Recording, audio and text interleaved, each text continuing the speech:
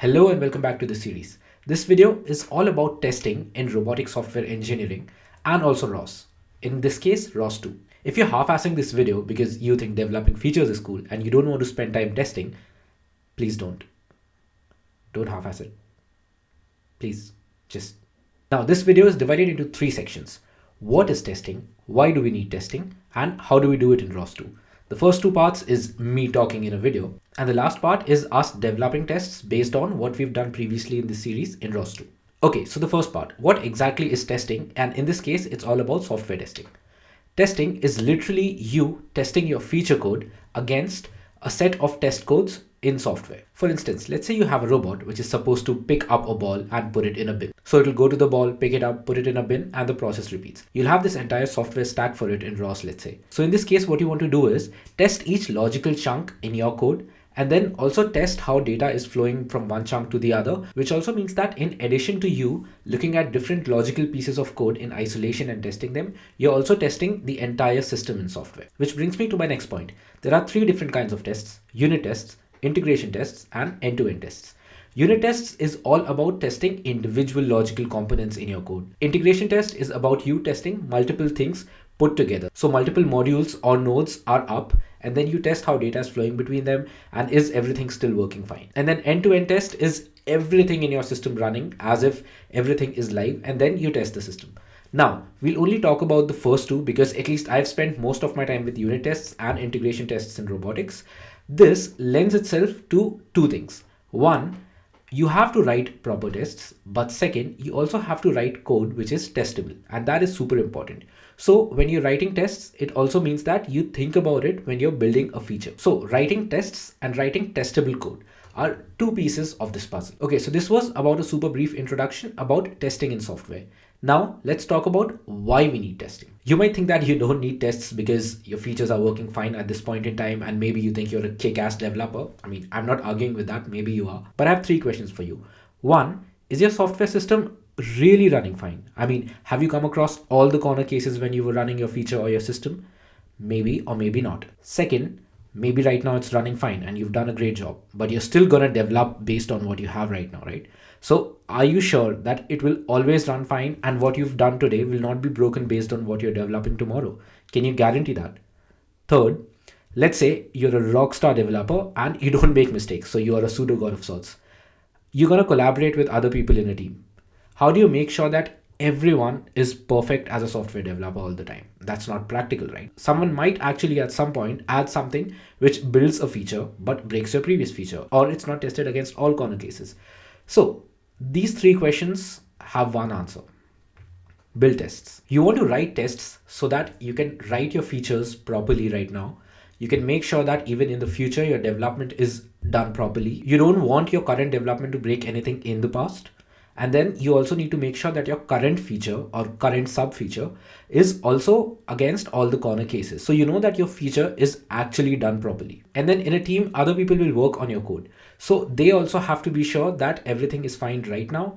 Even though they're developing on this, making new features, nothing is breaking. And when you're actually running the code on the system, it will happen that if the tests are written well and the tests are exhaustive, then the system will not break and everything will be fine. Now, talking about collaborative development, if you're working in a team, you also need continuous integration. Continuous integration needs you writing tests so that multiple people can work on different branches and then everything goes to one place. And we definitely need tests there. Now, these benefits are not exhaustive and you gain a lot more from tests. You might have heard of something called technical debt in software engineering. Well, I consider tests as technical credit. So right now you spend time writing tests and they will have payout later in the future, and that payout is not insignificant. So overall, testing and test infrastructure in software engineering is an experience. Once you experience it properly and you see the benefits, you can never go back. You'll even sleep better at night as an engineer. So testing is extremely important. Okay, so we got what and why of testing out of our way. The next part is how. How do we build tests in ROS2? We will build up on what we already have in this series and then we'll write tests for that. So let's go hands-on again now. Okay, so now we are continuing from the previous part of the series, which was all about parameters. We started with building a talker and listener node. We also made launch file for this, and then we also have parameter usage in the launch file. Continuing with this, We now want to make tests for this package, which was all about the talker node and the listener node. The talker node publishes at a set frequency and the listener node receives that message on the same topic. Now, before that, let's look at some ideas behind testing in ROS2. So as I said before, we are focusing on unit testing and integration testing. In ROS1, this was how testing was done. For non-ROS unit testing, we would use PyTest or unit test framework in Python. In C++, you'll be using gtest, but because in this series we are using Python, let's just not focus on gtest right now. So for unit testing without ROS, you use PyTest or unit test framework in Python. This means you'll be testing your logical modules without any ROS interfaces. You have to make sure that your code is modular enough so that you can test it well. All the logic can be tested properly without using ROS. Now the second kind of test is ROS test for your node. So here you actually spin up a node and then test all the interfaces for that node. For example, in our case, we have two nodes. One node has a publisher, the other one has a subscriber. So we want to test each of them individually. That's all about unit testing using ROS test for each node. And the third one is integration testing, where you spin up multiple nodes and you test the data flow between them. So in that case, you have a more holistic system where you're testing how the data is flowing and if everything is fine and if all the components are put together and then they're still reacting as you want them to react based on whatever input you give in the beginning. In ROS1, we still use ROS test. So we use ROS test and unit test or PyTest frameworks for testing in ROS1. But in ROS2, this is how it changes. For your unit test without ROS, you still use your PyTest or unit test framework. But when it comes to ROS-based testing, your ROS test is replaced by something called launch test. So for ROS-based unit level testing for testing each node, you're using launch test in tandem with unit test framework. For integration test, you will also use the same, where you're using launch test, which will spin up multiple nodes, and then you use that in tandem with unit test framework in Python.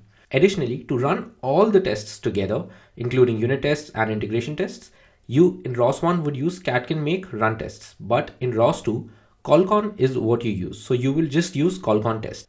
So in ROS2, callcon test will run all the tests in your workspace as long as you have added them in the right CMake lists file. And if you have a pure Python package, then you don't need to do that. But don't worry about that. We're using a pure Python package right now, so we don't need to use CMake lists, of course. So this is a brief idea about how testing has changed from ROS1 to ROS2. If this doesn't make a lot of sense yet, of course, don't worry about it. We are going to try an example here so that you know how to actually build all of this. So here is our Talker Listener package with everything ready from the previous part of this series. Right off the bat, let's just run callcon test to see what tests are already present. Because when you build the package, you already have 3 tests present in your package. Let's source Galactic. I have an alias. Let's build the package.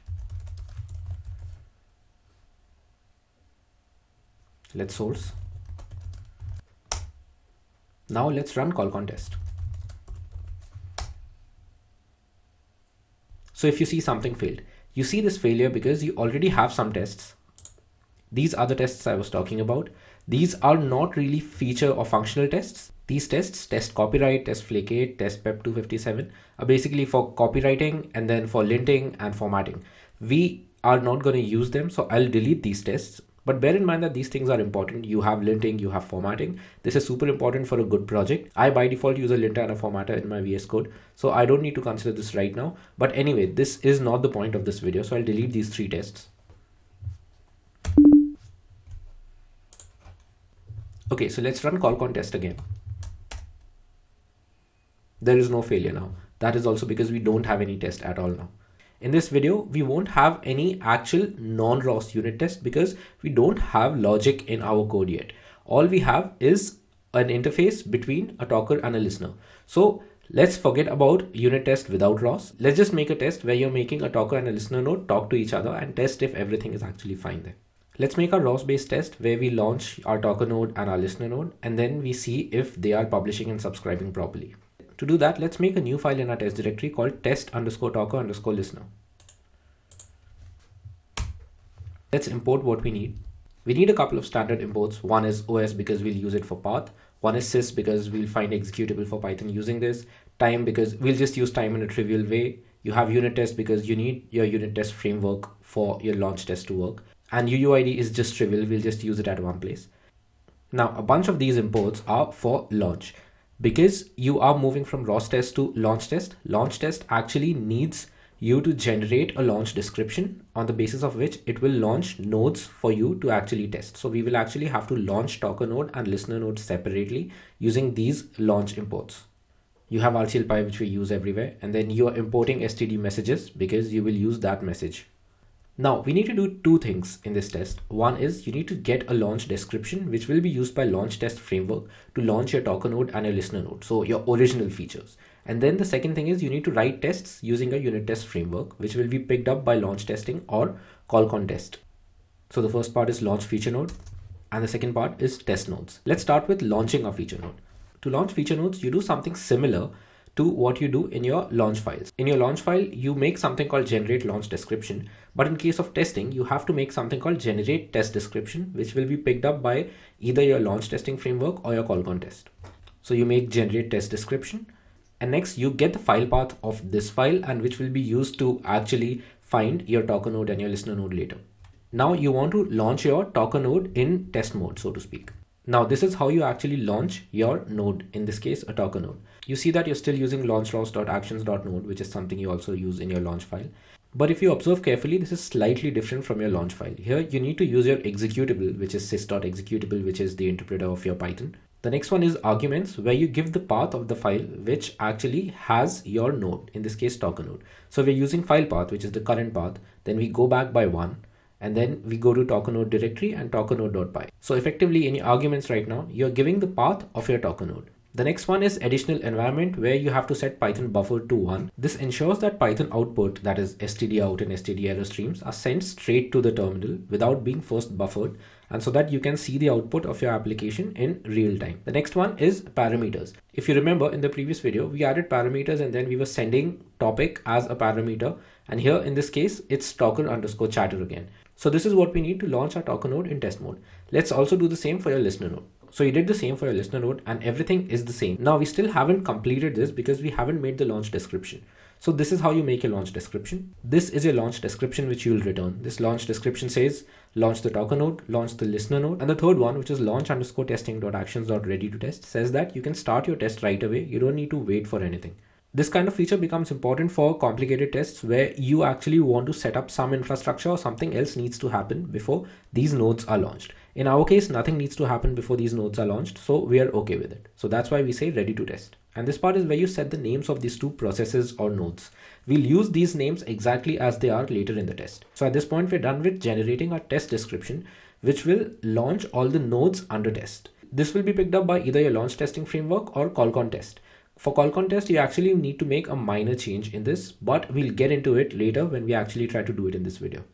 Okay, so the next thing you need to do is test the nodes you just launched in the previous part where you're actually generating the test description.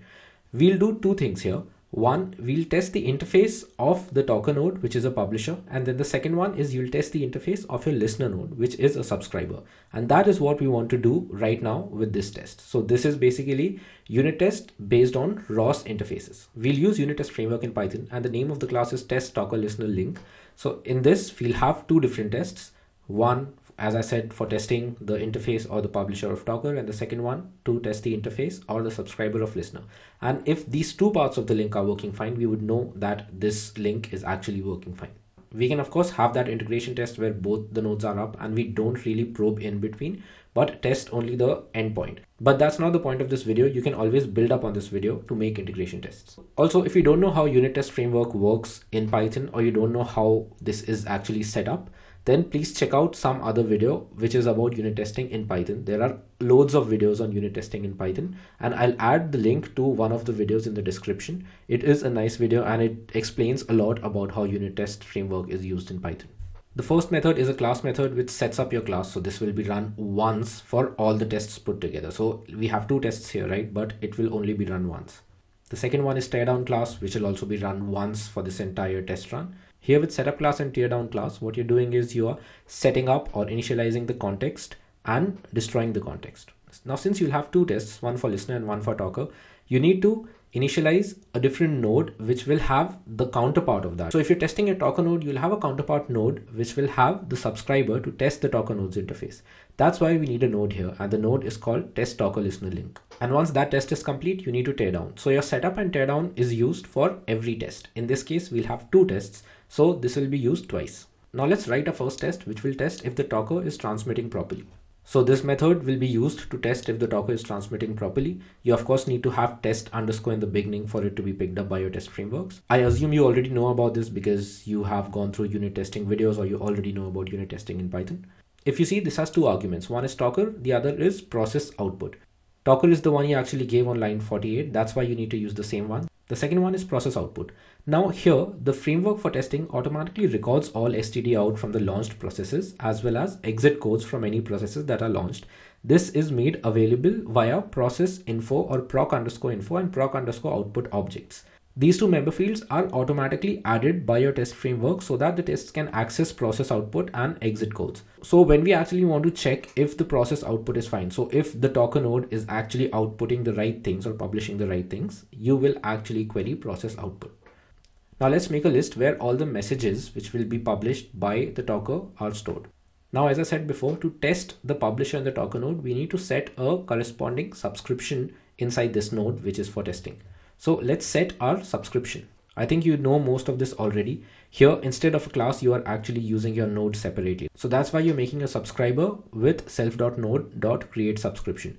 But the arguments, of course, remain the same. The first one is the type of message. The second one is the name of the topic, which is Docker underscore chatter. That is something we set in our generate test description above. The third one is the callback you need. Here, we just made a lambda function because we don't need a separate callback. And this lambda function will just add whatever information is being published on this topic to messages underscore rx. And the last argument is the queue size. Now, once the subscriber is up, we can test if the messages are actually transmitted, and then we look at the publisher transmitting messages. We're just using try finally in Python. Here we are waiting for 10 seconds and you want to check if within that period the Docker transmits at least 2 messages over the ROS topic. If the length of your messages is greater than 2, then we know that at least 2 messages were stored. So 2 messages were transmitted by the Docker. We'll just have an assertion as well. So if the messages were received properly, this assertion will be true. Otherwise, if the timer actually expired, so the previous part timed out, then this assertion will go to false. Now, this is how you test if the publisher is publishing, right? But you can also do one more thing. You can also make sure that the Docker also outputs the same data via std out. For that, we used process output. So this is what I added. You already have messages in your list which were given by your publisher, but you also want to check if this was from the correct publisher. Maybe some other publisher was doing it. Now, of course, our idea is simple and there is no other publisher running, but it can be the case. So what you want to do is you have stored messages in your messages underscore rx list. You want to check if this was done by the right process or the right node. So that's why we do it. We check process underscore output, which, as I said before, is what you want to query to see the output of all the processes. And that is added by your launch framework, as I said before, for the arguments in your test method. Now, for each message, you are checking if the message is actually sent by this node or this process, which we set to process equals Docker. Now, once this is done, you can destroy your subscription because you don't need it anymore. Your test is complete. So your subscription will be destroyed. And after that, because of teardown, your node will also be destroyed. So this is how you destroy your subscription. Now, this test is complete. The next test is about us checking if the listener node receives information properly. So in that case, what we want to do is we want to, of course, have this testing node, which will also have a publisher because you need a counterpart of your listener subscriber. So this is your next test, which is test underscore listener underscore receives. You need the process name, which is listener, which is something you added in your generate test description. The next one is process output, which is something you will need to check the output of your process itself. We start with creating the counterpart publisher in this testing node. Now, once your publisher in this testing node is done, you can actually start with the test. So you want to publish a unique message on the topic which is used by the listener and verify that the listener gets it and then also prints it because that is something we added in our listener node. So how do we do it? To do that, we first need to publish data on the topic, which is listener underscore chatter, which is fine. And after that, since the listener is also printing, it is actually throwing data on std out. So we will look at process underscore output to check if the correct message is there on std out used by listener. So let's just create a message we want to publish. So using std messages and UUID, this is how you set your message data. Now the next thing is we'll publish this message and check if the listener node is putting the right thing on std out. So if you actually write something as a string on the topic, it should be received by the listener and the listener will print it. So write it for std out. And we'll try it 10 times because maybe the first time it doesn't happen. So we basically like a timeout, have 10 seconds of timeout. So we'll try publishing 10 times, and as soon as we get a success or the listener does the right thing, then we'll break and then the test should complete. So this is what you have here. You're trying to publish 10 times, and when you publish, you check for success, which just queries your process output with the right process. That will be listener in our case, and it has a timeout of 1 second. So as soon as you see the right thing being printed by the listener node, you will say that the process is successful because the listener node got the right message and then it printed the right thing, or it put the right thing on std out. So that's why you have an assertion here. Success should be true. Otherwise, it is a failed case where you say that waiting for output timed out. Finally, when this test is done, you need to destroy the publisher because you don't need it anymore. I forgot to add a try, so let's do that.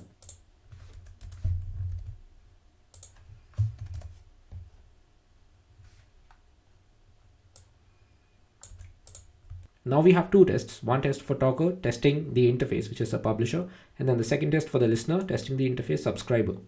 Okay, so now that our tests are complete, let's try running these tests using launch test framework first. We'll also look at callcon test in a bit, but right now let's look at launch test framework. So here I have a new terminal. I'll source Galactic, then source install. Now you also have to make sure that your test should be inside your test directory. I will delete this. So inside your test directory, you have test underscore talk underscore listener, which is what we made in the beginning. Launch test needs the path of this test file.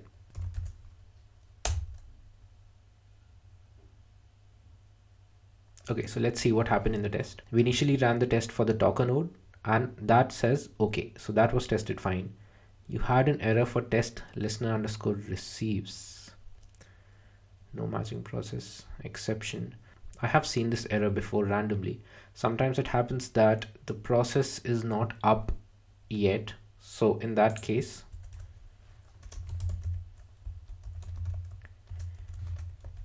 you can add time.sleep for, let's say, 2 seconds for test listener receives. You can of course also do it here where you're saying start test right away. To be honest, I've seen the same piece of code. So I've tried this code on another computer, and there I did not need to have any time.sleep. But here I think I need to. Let's check.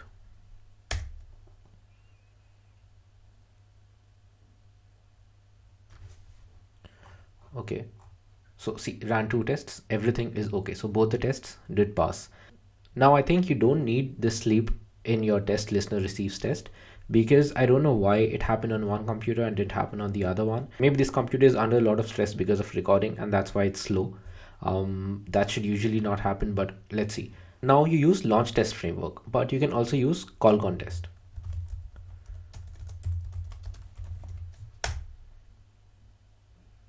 Here for callcon test, you see that you have failures. I know what this failure is about, to be honest. As I said before, that if you want to use callcon test, you need to make a minor change to your file. In your test file, callcon test can only use this generate test description if you have a decorator, which is this one. So for this, you also need to import PyTest.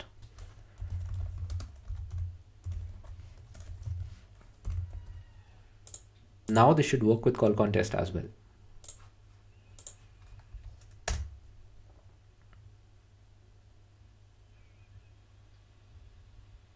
Right, so the package finished, you had no errors, so the test was successful.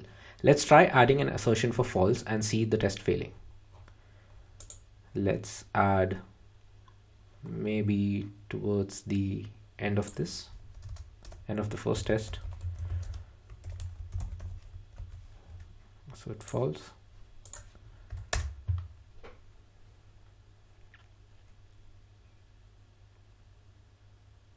So it says that the test failed. Now there is one way for us to look at the logs. So this is your ROS2 workspace where you were working. In your log directory, you can go to latest test, package, and here you have all the logs for your test. So if you look at this, you see that there has to be some error here. So test toggle listener, see assert false, that was your assertion error. So this is how you also see a log file in case you have errors. Now we are done with ROS based testing here. We did not have integration tests because our package is super simple just with a talker and a listener. So we tried ROS based unit testing where we actually test listener node separately and talker node separately, and to be precise, interfaces in listener node and talker node separately. Of course, you can also have unit tests. Because we don't have any logical components, we are not having unit tests, but I'll show you how you can use your unit test framework here to have unit tests which are not about ROS. So let's say you have a lot of logical components, which will be the case when you have a proper robotics project. And so in that case, let's just create dummy unit tests using our unit test framework in Python. So let's have a new test file. Test dummy.py. Here all you need to do is import unit test. And we'll just create a dummy test using a unit test framework.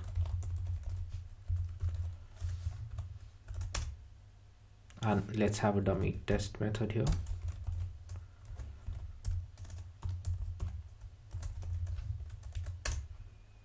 And assert true. So that is all you have for your unit test using unit test framework. This can be used by a unit test framework, your PyTest framework. PyTest framework is compatible with unit test, so you can use that. In fact, when you use callcon test, it will pick up all your ROS based test and also this test, which is not ROS based, right? So here what you can do is you can use callcon test. Let's also remove assert false from the other test. Okay, so now we'll run callcon test.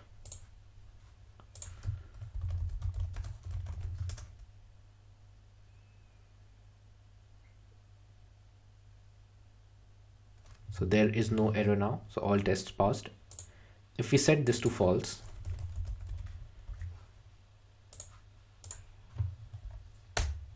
with callcon test, now it will fail. Right, so you see these failures, and you can of course look at the log file to see that this was the error. This is your ROS2 workspace. So if you see test underscore talk underscore listener dot py passed, but test dummy did not. So callcon test actually picked up your non-ROS tests for unit testing as well.